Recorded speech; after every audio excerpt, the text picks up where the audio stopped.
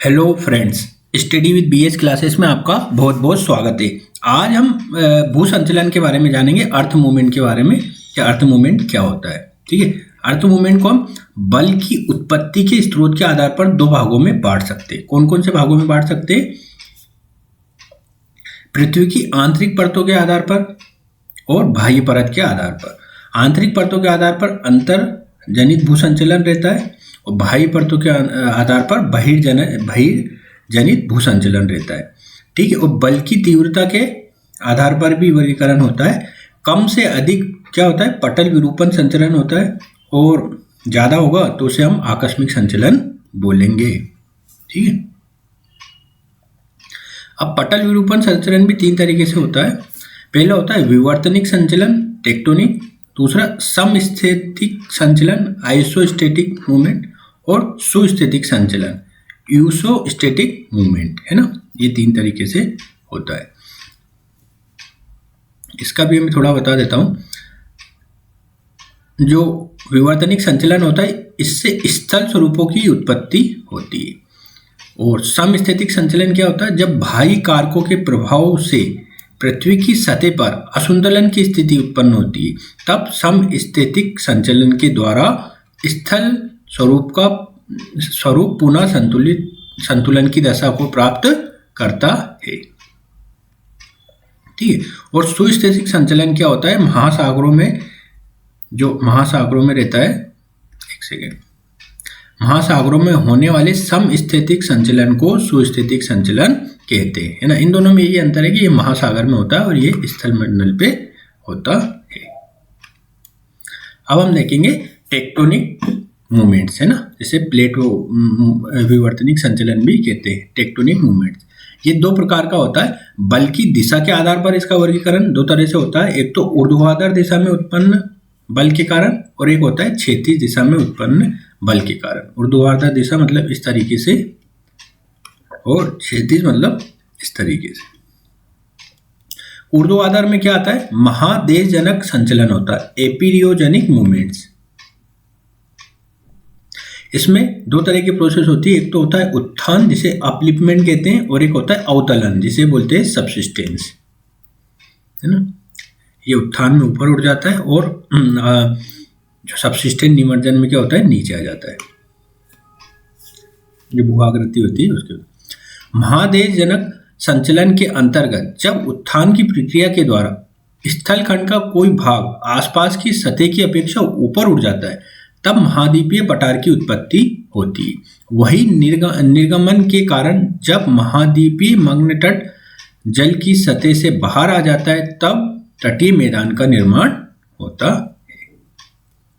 ठीक है, ये अवतलन हो रहा है और ये निमज्जन हो जाए। ये महादेशजनक संचलन के अंतर्गत जब अवतलन की प्रक्रिया के द्वारा स्थलखंड का कोई भाग आसपास की सतह की अपेक्षा नीचे धंस जाता है, तो उसे महाद्वीपीय बेसिन कहते हैं, या उसकी उत्पत्ति होती है। वही निमज्जन के कारण जब तटीय मैदान जलमग्न हो जाता है, तब महाद्वीपीय मग्न तट का निर्माण होता है। अब हम देखेंगे पर्वत निर्माणकारी संचलन, ओरोजेनिक मूवमेंट। ये महत्वपूर्ण होता है। कभी कभी पर्वत निर्माण की प्रक्रिया को एग्जाम में पूछ लिया जाता है। ठीक है, क्षैतिज दिशा के आधार पर उत्पन्न बल में दो तरह का होता है। एक तो संपीड़न बल होता है, संपीड़न बल जब दो एक दूसरे के करीब आए, और एक होता है तनावमूलक बल, है ना, जब अपोजिट डायरेक्शन में बल लगे। वलन की प्रक्रिया के थ्रू भी अपनीति और अभिनीति होती, एंटी सिंक्लाइन और सिंक्लाइन। वलन की प्रक्रिया के द्वारा मोड़दार पर्वतों का निर्माण होता है, फोल्डेड माउंट का, है ना। विंध्य पर्वत एक फोल्ड माउंटेन है, ये आपको पता होना चाहिए। ठीक है, अब ये एक बहुत सारे डायग्राम इससे बन जाते हैं। ये आपको जैसे सममित वलन क्या होता है? वलन की दोनों भुजाओं की लंबाई और ढाल एक समान होती है ना। असममित वलन क्या होता है? भुजाएं और ढलान असमान होती है ना। मोनो सिंक्लाइन क्या होता है? एक दिक् वलन क्या होता है? वलन की एक भुजा क्षैतिज तल के लंबवत होती है, उसे बोलते हैं, है ना। ये छोटी छोटी परिभाषा है। समनत वलन क्या होता है? भुजाएं क्षैतिज नहीं होती। रिकम्बेंट वलन, परिवलित वलन भी होता है, ये वाला डायग्राम जो देख रहे हैं आप, है ना। रिवर्स फोल्ड प्लेन भी होता है व्युत्क्रम, जो ऊपर आ जाता है या अपोजिट हो जाता है उसके जस्ट डायरेक्ट। एक प्रतिवलत भी होता है, ओवरटर्न्ड फोल्ड भी होता है। जब अत्यधिक संपीड़न बल के कारण परिवलित वलन की एक भुजा टूटने के बाद दूर विस्थापित हो जाती है, तब उस विस्थापित भुजा को ग्रीवाखंड या नेपल कहते हैं। जिस तल पर वलन की भुजा का विस्थापन होता है उसे व्युत्क्रम भ्रंश तल कहते हैं। वहीं जब परिवलित वलन की नीचे की भुजा टूटने के बाद ऊपर की ओर विस्थापित हो जाती है, तब प्रतिवलित वलन का निर्माण होता है। अब हम देखेंगे तनाव मूलक बल के कारण, है ना। तनाव मूलक अगर कम है तो चटकन होगा, जिसे फ्रैक्चर बोलते हैं, फिर दरार आएगी, फिर भ्रंशन होगा या फाल्टिंग की प्रक्रिया जिसे टूटना भी कहते हैं। ब्लॉक पर्वत के साथ भ्रंश घाटी का इसमें निर्माण होता है। ठीक है, तो कोई भ्रंश घाटी बन गई यहाँ पे, ये ब्लॉक पर्वत का निर्माण, ये ब्लॉक पर्वत का निर्माण। ठीक है, ये होस्ट पर्वत और ये ग्रेबन, ये वाला क्षेत्र ग्रेबेन कहलाता है। जब तनाव मूलक बल के द्वारा भ्रंशन की क्रिया होती है, तब भ्रंश तल के स्थल खंडों के ऊपर भ्रंश तल के स्थल खंडों के ऊपर या नीचे की ओर विस्थापन होता है। तब ऐसी स्थिति में ऊपर उठे हुए स्थल खंड को ब्लॉक पर्वत, जबकि धसे हुए भाग को भ्रंश घाटी कहते हैं, जो ऊपर में डायग्राम बता रहा था उसके बारे में।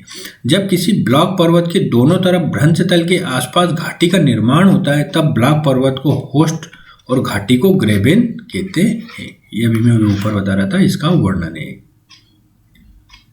अब हम देखेंगे बहिर्जनित भूसंचलन। बहिर्जनित भूसंचलन डेन्यूडेशन, अनाच्छादन की प्रक्रिया के तहत तीन प्रक्रियाएं होती है। एक तो होता है अपक्षयन, वेस्टरिंग जिसको बोलते हैं, दूसरा होता है अपर्दन जिसे इरोजन बोलते हैं, और तीसरा होता है वृहच्छरण, मास वेस्टरिंग।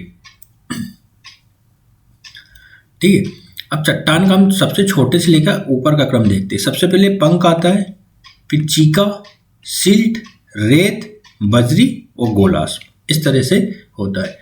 और रेत, सिल्क और चीका मिलके मृदा का निर्माण करते हैं। ठीक है, अवसादों का स्थानांतरण के समय विघटन और वियोजन होता है, तो अपर्दन का निर्माण होता है। अपर्दन एक गत्यात्मक प्रक्रिया है ना। अपर्दन बहुत तरीके से हो सकता है, नदी के द्वारा हो सकता है, पवन के द्वारा हो सकता है, हिमनद के द्वारा हो सकता है ना, सागरों के द्वारा हो सकता है, ओशंस के द्वारा भी अपर्दन हो सकता है। ठीक है, अवसादों का स्थानांतरण अगर गुरुत्वाकर्षण बल के अधीन हो तो उसे वृहच्छरण हम बोलते हैं। अवसादों का स्थानांतरण कितने तरीके से हो सकता है ना, लुढ़क कर आ जाए, है ना, स्खलन हो जाए, स्लाइडिंग आ जाए, गिर जाए, बहकर आ जाए नदी वगैरह में, तो अवसादों का स्थानांतरण इससे हो जाता है।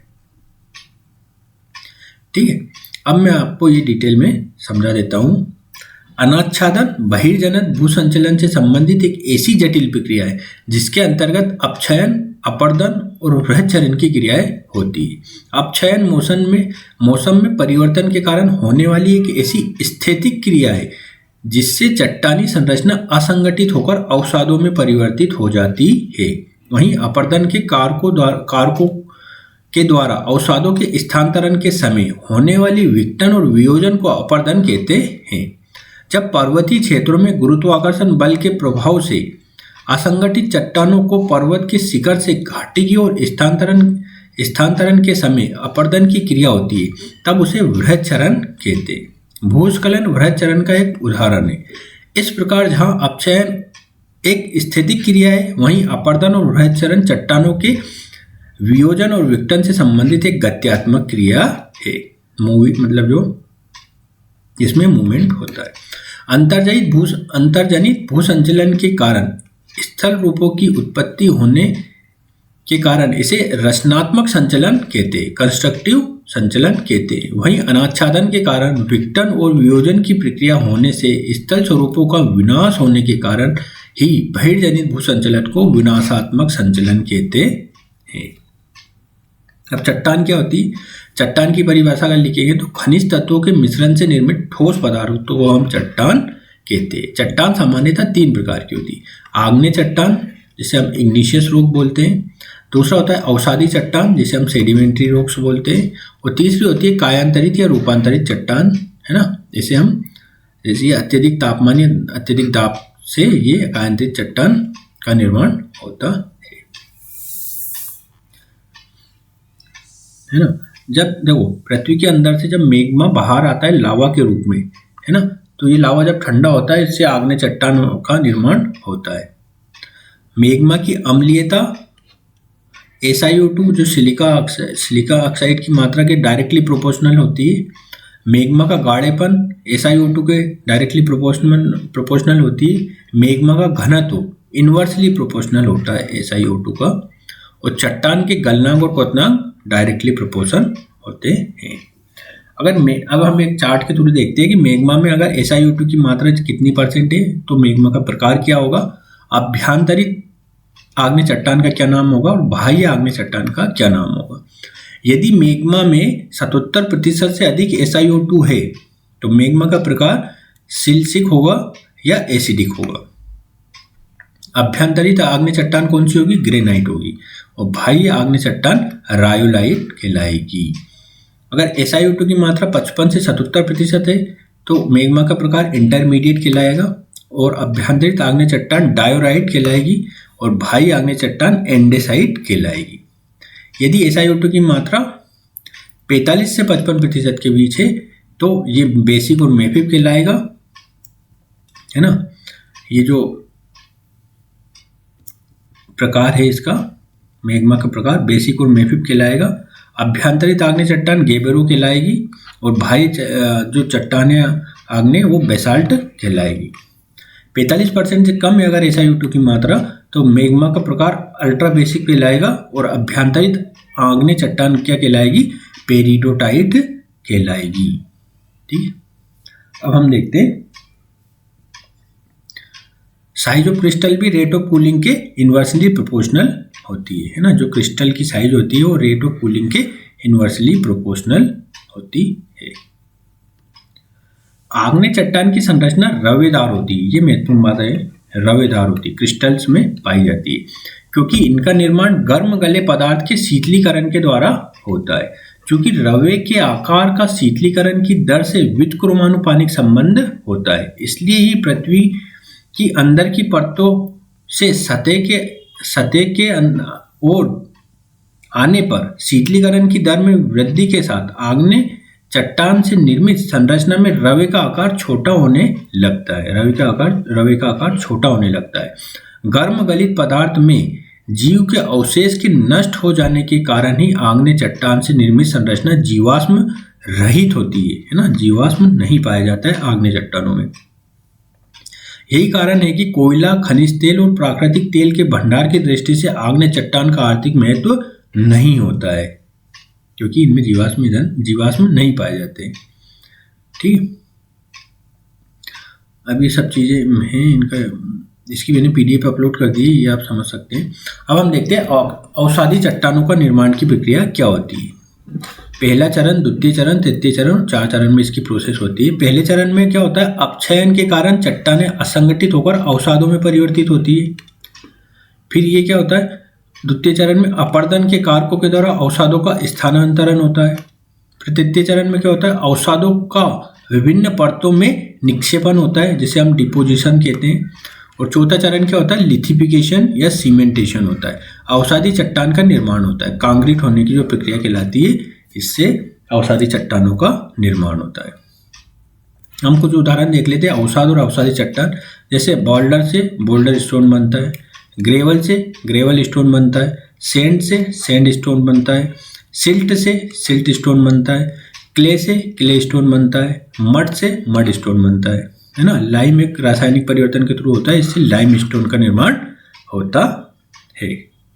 कायांतरित या रूपांतरित चट्टान देखते हैं, मेटामॉर्फिक रॉक्स क्या होती है। जब विघटन के बिना अत्यधिक तापमान या दाब के कारण चट्टान की रासायनिक संरचना के साथ भौतिक विशेषताओं में परिवर्तन होता है तब उस प्रक्रिया को रूपांतरण या कायांतरण कहते हैं। जबकि इस प्रक्रिया के द्वारा निर्मित चट्टान को रूपांतरित या कायांतरित चट्टान कहते हैं। जैसे ग्रेनाइट से नीस, बेसाल्ट से ग्रीन स्टोन, सैंड स्टोन से क्वार्ट्स, लाइम स्टोन से मार्बल, सेल से सिल्स्ट या स्लेट। ठीक है, स्थल मंडल के वृत्तखंड को प्लेट कहते हैं, क्योंकि आगे वाला टॉपिक कौन सा है, प्लेट, है ना। ये डायग्राम जो मैंने आपको थ्योरी में बताया, ये पूरा का पूरा उसी पे वर्णन है ना, कैसे आग्नेय, कायांतरित और अवसादी चट्टानों में रिलेशंस होता है, टेम्परेचर और प्रेशर के थ्रू क्या क्या रिलेशंस ये पाए जाते हैं, ये आप देख सकते हैं। ठीक, अब हम आते हैं प्लेट विवर्तनिक सिद्धांत। क्रस्ट और ऊपरी मेंटल के ऊपरी परत अर्थात स्थल मंडल के वृत्तखंड को प्लेट कहते हैं, जो महाद्वीपीय और महासागरीय क्रस्ट से बने होते हैं। महाद्वीपीय प्लेट की औसत मोटाई महासागरीय प्लेट से अधिक होती है ना। महाद्वीपीय प्लेट की जो औसत मोटाई होती है वो महासागरीय प्लेट से अधिक होती है। प्लेटों का दुर्बल मंडल के ऊपर संचलन के कारण पृथ्वी की सतह पर होने वाले परिवर्तन के अध्ययन को प्लेट विवर्तनिक कहते हैं। प्लेट विवर्तनिक सिद्धांत का प्रतिपादन का श्रेय किसी एक व्यक्ति को नहीं दिया जा सकता, क्योंकि ये महाद्वीपीय विस्थापन सिद्धांत, भूचुंबकत्व पर आधारित सिद्धांत और सागर नितल प्रसरण सिद्धांत का सम्मिलित रूप है। हैरी हेस के द्वारा प्रतिपादित सागर नितल प्रसरण सिद्धांत के अनुसार सागर के नितल का प्रसार होने के कारण पृथ्वी की सतह के क्षेत्रफल में वृद्धि होनी चाहिए, जबकि पृथ्वी की सतह के क्षेत्रफल के अपरिवर्तनशील या स्थायी होने के कारण को प्लेट विवर्तनिक सिद्धांत के द्वारा स्पष्ट करते हुए ये तर्क दिया गया कि जिस दर से सागर के नितल पर नए क्रस्ट का निर्माण होता है, उसी अनुपात में क्रस्ट का क्षय भी होता है। प्लेट विवर्तनिक सिद्धांत के अनुसार पृथ्वी की सतह पर कोई वृहद और लघु प्लेट, है ना, प्लेट विवर्तनिक सिद्धांत के अनुसार पृथ्वी की सतह पर कई वृहद और लघु प्लेटें हैं जो एक दूसरे के सापेक्ष में दुर्बल मंडल के ऊपर संचलन करती है। प्लेटों की संख्या को लेकर भूवैज्ञानिकों में एक मत नहीं है, लेकिन अमेरिकन अर्थ साइंस के द्वारा दी गई संख्या को सर्वाधिक मान्यता प्राप्त है, जिसके अनुसार 7 वृहद प्लेटों में प्रशांत महासागरीय प्लेट न केवल सबसे बड़ी प्लेट है, बल्कि महासागरीय क्रस्ट से बनी हुई है। वहीं अन्य 6 वृहद प्लेटें महाद्वीपीय और महासागरीय क्रस्ट दोनों से बनी हुई है। अब प्लेटों का एक दूसरे के सापेक्ष हम संचलन देखते हैं। अपसारी संचलन क्या होता है? जब एक प्लेट दूसरी प्लेट से दूर जाती है उसे अपसारी संचलन कहते हैं। अभिसारी संचलन क्या होता है? जब एक प्लेट दूसरी प्लेट के करीब आती है तो उसे अभिसारी संचलन कहते हैं। और तीसरा होता है समानांतर संचलन, जब एक प्लेट दूसरी प्लेट के समानांतर एक ही दिशा या अपोजिट डायरेक्शन में मूवमेंट करे तो उसे समानांतरण संचलन कहते हैं। अब हम देखते हैं अपसारी प्लेट संचलन। ठीक है, तो इसकी मैं थ्योरी बता देता हूँ। महासागर के नितल पर भ्रंश घाटी के समीप अपसारी प्लेट संचलन के कारण उत्पन्न तनाव मूलक बल के द्वारा होने वाली भ्रंशन की क्रिया से जब तीव्र गति से कंपन होते हैं तब भूकंप आने की संभावनाएं बढ़ जाती है। वही भ्रंश घाटी की चौड़ाई में वृद्धि होने पर दाब में कमी आने के कारण दुर्बल मंडल में मैग्मा की उत्पत्ति होती है। जब यही मैग्मा भ्रंश घाटी से होते हुए महासागर के नितल पर आता है तब ज्वालामुखी प्रक्रिया होती है। इस प्रक्रिया के कारण ही नए क्रस्ट के रूप में महासागरीय कटक का निर्माण होता है। इसलिए ही अपसारी प्लेट सीमांत को रचनात्मक सीमांत भी कहते हैं। मध्य अटलांटिक कटक, प्रशांत महासागर और हिंद महासागर कटक के समीप आने वाले भूकंप और होने वाली ज्वालामुखी का संबंध अपसारी प्लेट संचलन से है ना। अब हम देखते हैं अभिसारी प्लेट संचलन। इसमें क्या कौन कौन सी होती है? महासागरीय महाद्वीपीय टक्कर, महासागरीय महासागरीय टक्कर और महाद्वीपीय टक्कर, है ना। 3 तरीके से होती है अभिसारी प्लेट संचलन, है ना।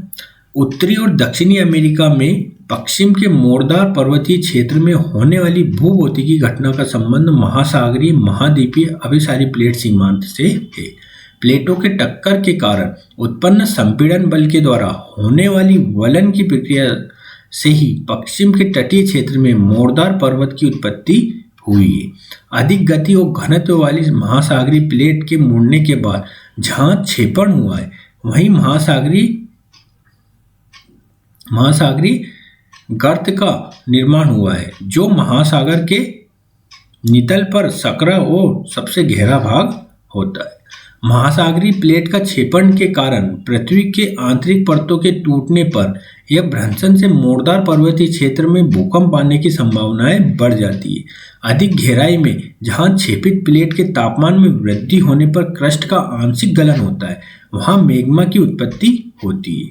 जब यही मैग्मा पृथ्वी की आंतरिक परतों को तोड़ते हुए सतह की ओर आता है, तब मोड़दार पर्वतीय क्षेत्र में ज्वालामुखी प्रक्रिया होती है। इस प्रकार उत्तरी और दक्षिणी अमेरिका के पश्चिमी तटीय मोड़दार पर्वतीय क्षेत्र में आने वाली भूकंप और होने वाली ज्वालामुखी प्रक्रिया का संबंध अभिसारी प्लेट संचलन से है ना। अब हम देखेंगे अपना नेक्स्ट वाला सबसेक्शन इसी के अंतर्गत। प्रशांत महासागर के पश्चिमी भाग में जहां यूरेशियन और प्रशांत महासागरीय अभिसारी प्लेट सीमांत है, वहां प्लेटों की टक्कर के कारण उत्पन्न संपीड़न बल के द्वारा वलन की प्रक्रिया से मोड़दार पर्वत की उत्पत्ति नहीं हुई है, क्योंकि महासागरीय प्लेट सीमांत होने के कारण अवसादों का निक्षेपण अत्यंत कम हुआ है। कम मात्रा में या नगण्य मात्रा में हुआ है। लेकिन वहीं प्रशांत महासागर प्लेट के मुड़ने के बाद यूरेशियन प्लेट के नीचे क्षेपण हुआ है, जिससे महासागरीय गर्त का निर्माण तट से दूर खुले महासागर में हुआ है। महासागरीय प्लेट के नीचे क्षेपण होने के कारण ही भूकंप की उत्पत्ति के साथ ज्वालामुखी प्रक्रिया महासागर के नितल पर होती है, जहां होने वाली ज्वालामुखी प्रक्रिया के कारण ही जापान, फिलीपींस और इंडोनेशियाई द्वीप समूह की उत्पत्ति हुई है। अब हम देखें महाद्वीपीय टक्कर, है ना। इसमें भारत का यूरेशियन और भारतीय प्लेट का एक शानदार इसका उदाहरण हम देख सकेंगे, है ना। जो ट्रांस हिमालय के बारे में पूरा इसके बारे में वर्णन है। प्लेट विवर्तनिक सिद्धांत के अनुसार हिमालय पर्वत की उत्पत्ति के पहले भारतीय और यूरेशियन प्लेट के मध्य में थेटिस सागर, है ना, थेटिस सागर अवस्थित था। थेटिस सागर रूपी प्लेट का यूरेशियन प्लेट से टक्कर के कारण उत्पन्न संपीड़न के द्वारा वलन की प्रक्रिया से ट्रांस हिमालय की उत्पत्ति हुई है। थेटिस सागर की प्लेट का आंशिक गलन होने के कारण सागर रूपी बेसिन का संकुचन प्रारंभ हुआ, जिससे अंततः भारतीय प्लेट का यूरेशियन प्लेट से टक्कर हुआ। महाद्वीपीय प्लेट सीमांत के टक्कर के कारण उत्पन्न संपीड़न बल के द्वारा ही मोड़दार पर्वतों के रूप में हिमालय की उत्पत्ति हुई है। अधिक गति वाली भारतीय प्लेट का यूरेशियन प्लेट के नीचे क्षेपण हुआ है, लेकिन कम घनत्व होने के कारण यह क्षेपण अधिक गहराई में नहीं हुआ है, जिसके कारण हिमालय के पर्वतीय क्षेत्र में ज्वालामुखी प्रक्रिया नहीं होती है। जबकि प्लेटों के संचलन के कारण पृथ्वी की आंतरिक परतों में भ्रंशन होने पर हिमालय के पर्वतीय क्षेत्र पर भूकंप आने की संभावनाएं बढ़ जाती है। पैरेलल प्लेट संचलन में आपको मैंने बताया था, ये संरक्षित प्लेट सीमांत भी कहलाता है। प्लेटें एक दूसरे के समानांतर संचलित होती है। समानांतर प्लेट सीमांत पर नए क्रस्ट का निर्माण या क्रस्ट का छेद नहीं होने के कारण इसे संरक्षित प्लेट सीमांत भी कहते हैं। जहां प्लेट सीमांत पर प्लेटों का एक दूसरे के समानांतर लेकिन विपरीत दिशा में संचलन होता है, वहां घर्षण के कारण ऊर्जा का निष्कासन होने के कारण भूकंप आने की संभावनाएं बढ़ जाती है ना। ये प्लेट विवर्तनिक सिद्धांत के अनुसार पूरा डायग्राम के थ्रू बताया हुआ है किस तरह से इनका निर्माण या टूटना होता है। अब हम देखेंगे भूकंप की प्रक्रिया, अर्थक्वेक। सबसे पहले देखेंगे अर्थक्वेक क्या होता है, अर्थक्वेक के प्रकार क्या है, अर्थक्वेक से प्रभावित क्षेत्र कौन कौन से, भूकंप के कारण क्या क्या होते हैं, इसमें प्लेट विवर्तनिक सिद्धांत क्या होता है, और जो रीड है के द्वारा प्रतिपादित प्रत्यास्थ संचलन का सिद्धांत क्या होता है, इलास्टिक रिबाउंड थ्योरी, और भूकंप के प्रभाव, भूकंप एक आपदा है, इससे कैसे निपटा जाए, है ना। तो भूकंप के प्रकार देखते हैं। भूकंप मूल की गहराई के आधार पर वर्गीकरण, भूकंप तरंगों की तीव्रता के आधार पर,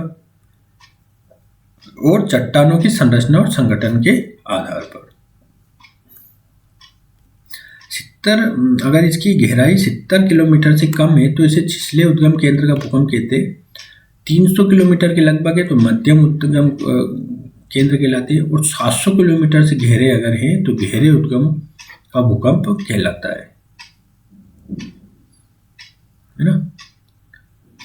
ये कृत्रिम रूप से भी भूकंप आ जाता है ना, कभी हम बांध वगैरह बनाते हैं तो उन प्रक्रियाओं के द्वारा भी, जैसे रिजर्वोयर इंड्यूस्ड सेस्मोसिटी RIC, मानव के द्वारा भी भूकंप का निर्माण, ऐसी गतिविधियाँ की जाती है जिससे भूकंप का निर्माण हो सकता है।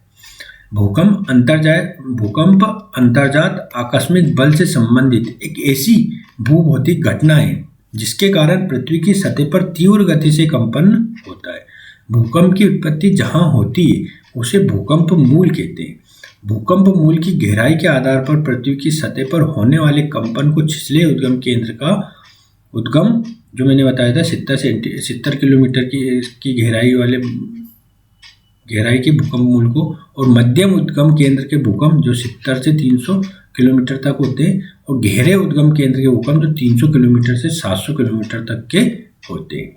सतह से भूकंप मूल की गहराई में वृद्धि के साथ भूकंप की तीव्रता में कमी आती है। वहीं समान गहराई वाले भूकंप मूल से उत्पन्न होने वाले भूकंप की तीव्रता को भूकंपी तरंग की तीव्रता निर्धारित करती है। सर्वप्रथम प्राथमिक तरंग, जिसे प्राइमरी वेव्स कहते हैं, के द्वारा अत्यंत कम तीव्रता के साथ सतह पर कंपन होता है, क्योंकि पी तरंग के अनुदैर्ध्य होने के कारण कणों का कंपन तरंग की दिशा के समानांतर होता है। वहीं एस तरंग के अनुप्रस्थ होने के कारण कणों का कंपन तरंग की दिशा के लंबवत होता है, जिससे सतह पर होने वाले कंपन की तीव्रता पी से अधिक होती है। अंततः सतह के समीप चलने वाली एल तरंग के द्वारा अत्यधिक तीव्रता के साथ कंपन होता है, इसलिए इसे विध्वंसकारी तरंग भी कहते हैं। भूकंप मूल की गहराई और तरंग की तीव्रता एक समान होने पर चट्टान की संरचना और संगठन सतह पर होने वाले कंपन की तीव्रता को निर्धारित करते हैं। सामान्यतः मुलायम और असंगठित चट्टान से निर्मित सतह पर जहां भ्रंश तल का निर्माण होता है वहां भूकंप की तीव्रता अपेक्षाकृत अधिक होती है। यही कारण है कि नदी बेसिन के समीप जलोढ़ मृदा से निर्मित संरचना वाले क्षेत्र में भूकंप के आने पर फैलाव और संकुचन की प्रक्रिया के प्रभावशाली होने से भूकंप की तीव्रता अपेक्षाकृत अधिक हो जाती है। यद्यपि भूकंप की उत्पत्ति का मूल कारण अंतर्जात आकस्मिक बल है, लेकिन जब कभी भी बाह्य कारकों के प्रभाव से स्थल स्वरूपी विशेषताओं में परिवर्तन के साथ चट्टान की संरचना असंगठित होती है, तब ऐसी स्थिति समस्थैतिक असंतुलन के कारण अंतर्जात बल की तीव्रता में वृद्धि होने पर भूकंप आने की संभावनाएं बढ़ जाती है। वर्तमान समय में जिस प्रकार मानव प्रकृति के नियमों का उल्लंघन करते हुए भूमि उपयोग प्रतिरूप में परिवर्तन के लिए वृक्षों के कटाव के साथ स्थल रूपी विशेषताओं में परिवर्तन कर रहा है, उसे समस्थैतिक असंतुलन के कारण भूकंप की आवृत्ति और तीव्रता में वृद्धि हो रही है। यदि इसी प्रकार प्रकृति के नियमों का उल्लंघन होते रहा तो आने वाले समय में बाह्य कारकों के प्रभाव से भूकंप की उत्पत्ति हो सकती है। तब ऐसी स्थिति में भूकंप को प्राकृतिक घटना की जगह मानव जनित घटना के रूप में परिभाषित करना अधिक प्रासंगिक होगा, है ना। मानवीय गतिविधि के द्वारा जो भूकंप का निर्माण होगा उसे हम यहाँ डिस्कस कर रहे थे। पृथ्वी की सतह पर भूकंप से प्रभावित क्षेत्रों के वितरण और मानचित्र के अध्ययन से ये स्पष्ट होता है कि विश्व के अधिकांश भूकंप से प्रभावित क्षेत्रों का संबंध प्लेट सीमांत से है। इसलिए प्लेट विवर्तनिक सिद्धांत के द्वारा सतह पर आने वाले भूकंप की उत्पत्ति का तार्किक और वैज्ञानिक विश्लेषण किया जा सकता है ना। महासागर के नितल पर भ्रंश घाटी के समीप अपसारी प्लेट संचलन के कारण उत्पन्न तनाव मूलक बल के द्वारा होने वाली भ्रंशन की क्रिया से छिछले उद्गम केंद्र के भूकंप आते हैं। वहीं भ्रंश घाटी की चौड़ाई में वृद्धि होने पर दाब में कमी आने से जब दुर्बल मंडल में मैग्मा की उत्पत्ति होती है तब मध्यम उद्गम केंद्र के भूकंप आने की संभावनाएं बढ़ जाती है। मध्य अटलांटिक कटक प्रशांत महासागर और हिंद महासागर के कटक पर भ्रंश घाटी के समीप आने वाले छिछले और मध्यम उद्गम केंद्र के भूकंप का संबंध अपसारी प्लेट संचलन से है ना। ये अभिसारी प्लेट सीमांत पर प्लेटों की टक्कर से उत्पन्न संपीड़न बल के कारण जब मोरदार पर्वतीय क्षेत्र में भ्रंशन की क्रिया होती है तब छिछले उद्गम केंद्र के भूकंप आते हैं, जहां महासागरीय प्लेट का मुड़ने के बाद क्षेपण या अंताग्रेशन होता है। वहां पृथ्वी की आंतरिक परतों के टूटने पर भ्रंशन के कारण छिछले और मध्यम उद्गम केंद्र के भूकंप आने की संभावनाएं बढ़ जाती है। अधिक गहराई में जहां क्षेपित प्लेट के क्रस्ट का आंशिक गलन होने पर मैग्मा की उत्पत्ति होती है, वहां गहरे उद्गम केंद्र के भूकंप आने की संभावनाएं बढ़ जाती है। महासागरीय प्लेट का वो भाग जहां क्षेपण के कारण भूकंप की उत्पत्ति होती है उसे बेनिओफ जोन कहते हैं। बेनिओफ जोन के बनने के लिए महासागरीय प्लेट का लगभग 45 डिग्री के कोण पर मुड़ने के बाद अधिक गहराई में क्षेपण होना आवश्यक है। यही कारण है कि महासागरीय, महाद्वीपीय और महासागरीय अभिसारी प्लेट सीमांत पर बेनिओफ जोन के बनने से भूकंप की उत्पत्ति होती है। इसलिए ही प्रशांत महासागर के पूर्वी और पश्चिमी भाग के अभिसारी प्लेट सीमांत पर छिछले, गहरे और मध्यम उद्गम केंद्र के भूकंप आते हैं। वहीं हिमालय के पर्वतीय क्षेत्र में महाद्वीपीय अभिसारी प्लेट सीमांत पर भारतीय प्लेट का अधिक गहराई में क्षेपण नहीं होने के कारण गहरे उद्गम केंद्र के भूकंप नहीं आते हैं। समानांतर प्लेट सीमांत पर जहां प्लेटों का एक दूसरे के समानांतर लेकिन विपरीत दिशा में संचलन होता है, वहां घर्षण के कारण ऊर्जा का निष्कासन होने पर छिछले उद्गम केंद्र के भूकंप आने की संभावनाएं बढ़ जाती है, जिसकी तीव्रता अपेक्षाकृत अधिक होती है। एच.एफ. रीड के प्रतिपादित इलास्टिक रिबाउंड थ्योरी या प्रत्यास्थ पुनः संचलन के अनुसार प्रत्येक चट्टान की अपनी एक प्रत्यास्थ सीमा होती है, जिसके बाद चट्टानी संरचना में खिंचाव या तनाव के कारण भ्रंशन की क्रिया होती है। तब वो चट्टान पुनः अपनी वास्तविक अवस्था को प्राप्त करता है, जिससे तीव्र गति से कंपन होने के कारण भूकंप आने की संभावनाएं बढ़ जाती है।